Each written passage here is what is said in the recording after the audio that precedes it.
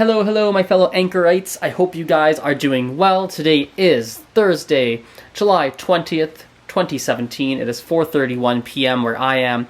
And today we're going to be debunking a language learning myth. I've actually found this myth. It's a whole freaking, 3-4 paragraphs on it on a website called effectivelanguagelearning.com.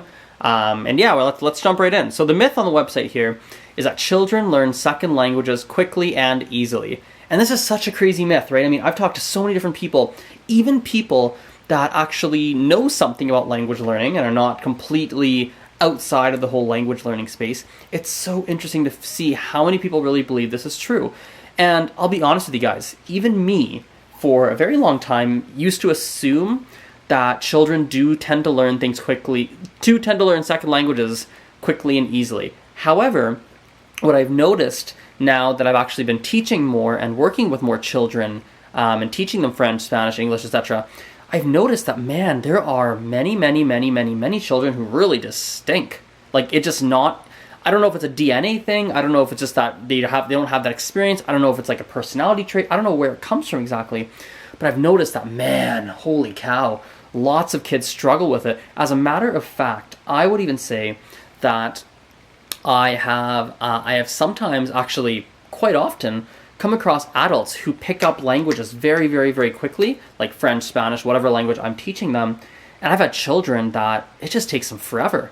We'll go through weeks and weeks and hours and months of lessons, and their progress is incredibly slow.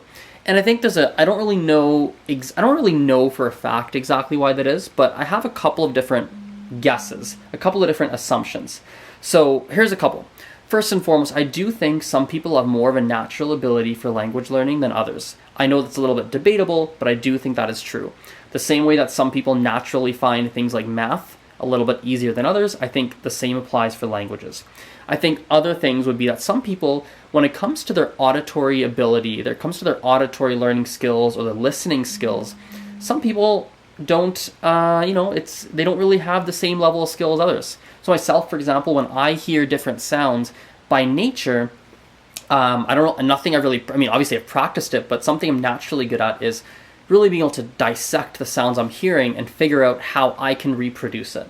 And I don't know if everyone can really do that. I've had students in the past that, no matter how many times we've studied together, their listening comprehension skills and even pronunciation really struggles because they just don't, it's just not something that comes naturally to them. They have other skills, they have other abilities in other categories of life.